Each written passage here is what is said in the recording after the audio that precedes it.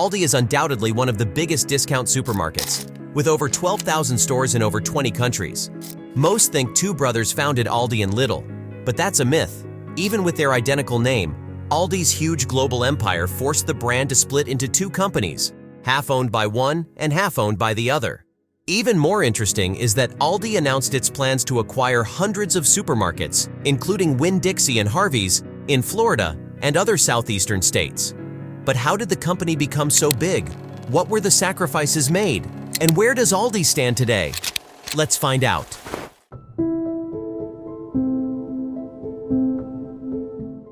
Aldi's origin started in 1913, when Karl Albrecht Sr., a former coal miner, started trading in baked goods.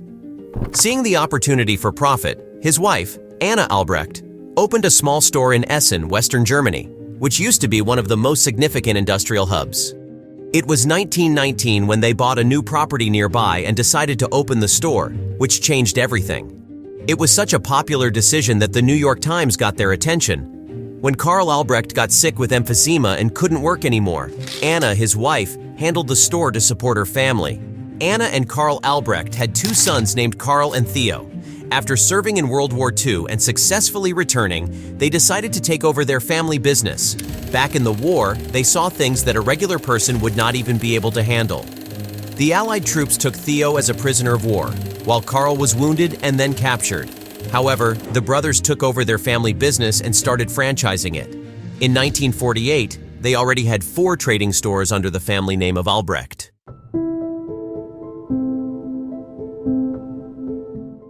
Right from the start, the two brothers knew that less was more.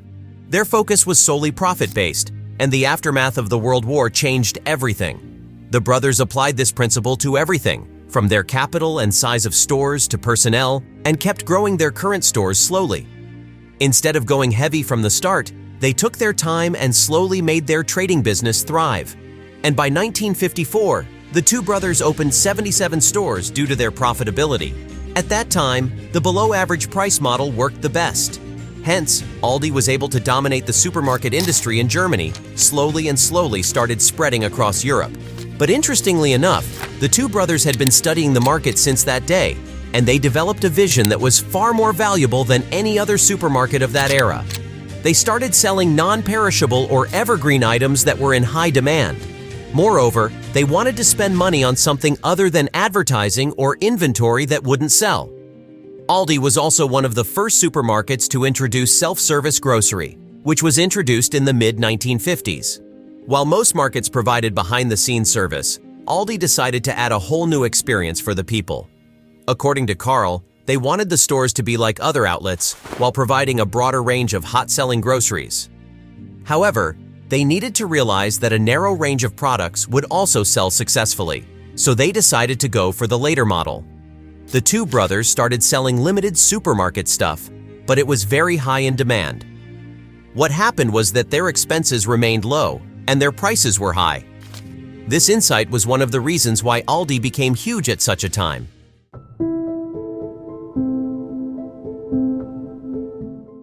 Everything was going well. Things started to look more fantastic than ever. In 1961, Aldi had more than 300 stores across West Germany, but the two brothers suddenly split the business into 2 divisions. But why did it happen? Why did the brothers, who were more of ride-or-die type siblings, have to divide their business into 2 parts? Well, it was an argument over whether they should sell cigarettes. Theo wanted to sell them, but Karl thought that cigarettes would only attract shoplifters. As things got hotter and hotter, the brothers divided Aldi into 2 parts, Aldi Süd and Aldi Nord. Karl was responsible for Aldi Süd, while Theo took over Aldi Nord. Aldi Nord operated in the northern part of West Germany, and even though the companies were divided, the 2 branches worked closely. It was 1962 when the Aldi name was introduced. Before that, it was Albrecht Discount. They offered a small selection of goods sold directly out of the pallets. However, sometime later, the Aldi network expanded into a store model. This is where they expanded the company by internationally buying an Austrian chain called Storhofer, which already had around 30 branches. The Aldi store was also opened in U.S. Iowa in 1976, and currently, there are over 2,200 stores across 38 states with more than 25,000 workers in the U.S. And in 1979, Aldi Nord bought Trader Joe's, which now has more than 500 stores across the whole US and is among one of the best low-cost grocery superstores. Aldi Süd runs in the US, UK, Australia, and Eastern Europe. However, Aldi Nord operates in Western and Southern Europe. But the rise was challenging since the Albrecht family has been through many controversies. Even though the Albrecht family is one of the wealthiest families in the world, they have been through many troubles throughout their lifetime. It is reported that Theo had a whopping $17 billion. Together, both brothers had a total net worth of $36.8 billion. But in 1971, Theo Sr. was kidnapped at gunpoint. The family had to pay an estimated $3 million for his ransom, which was the biggest in the history of Germany. And after being held in a wardrobe for 17 days, he was finally released and even listed the ransom payment as a business expense so he could apply for tax relief. After this incident, Theo would drive to work in an armored car and even take a different route every day. He made some of the biggest headlines of his time, but controversies didn't stop there.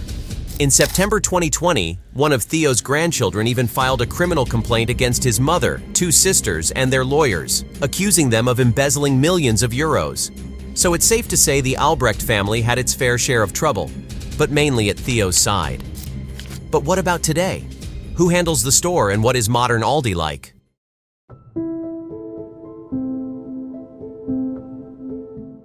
Moving forward to today, Aldi is still the cost cutter and operates at its original vision. The company sticks to its private label products, meaning it can keep prices low by ordering many products. So by collecting the right products, they can be independent of marketing and even spend less time in packaging. Moreover, Aldi also sells products from shipping pallets, which keeps the size of their store compact and maximizes efficiency. With all these measures, they avoid what seems unnecessary, like banking and pharmacies. Their German stores carry around 1,700 items, and the product lines have changed drastically since the store's foundation.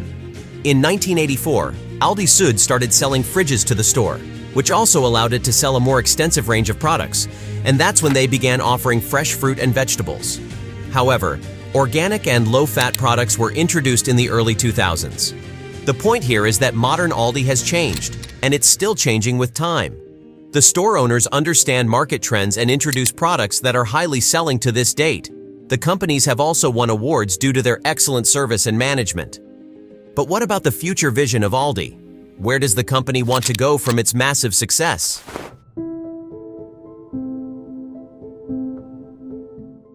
Moving forward to today, the German supermarket chain decided to buy over 400 US stores, expanding their family's discount grocery empire. Yes, you heard it right.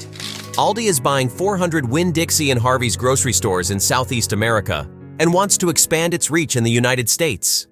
Their strategy here is very interesting because Aldi plans to acquire the major shares of Winn-Dixie and Harvey's. Moreover, the US deal is expected to close in the first quarter of 2024, and with 400 stores, some of them will be converted to Aldi, while most of them will remain as Winn-Dixie and Harvey's supermarkets. Aldi wants to purchase stores in Alabama, Georgia, Louisiana, Mississippi, and Florida. But why is it happening in the first place? After the COVID pandemic, Southeastern grocers started struggling, even filing for bankruptcy. Around 94 stores were closed nationwide, hurting the grocery business there. However, Aldi wants to fix the American problem by using their business models to run stores in America. While the date hasn't been decided, one thing is for sure. Aldi's vision was always brilliant, and its execution is timeless.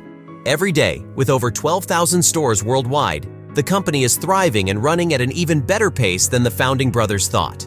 If you liked the video, please subscribe to our channel and ring the bell icon for future videos like these. Until next time, peace.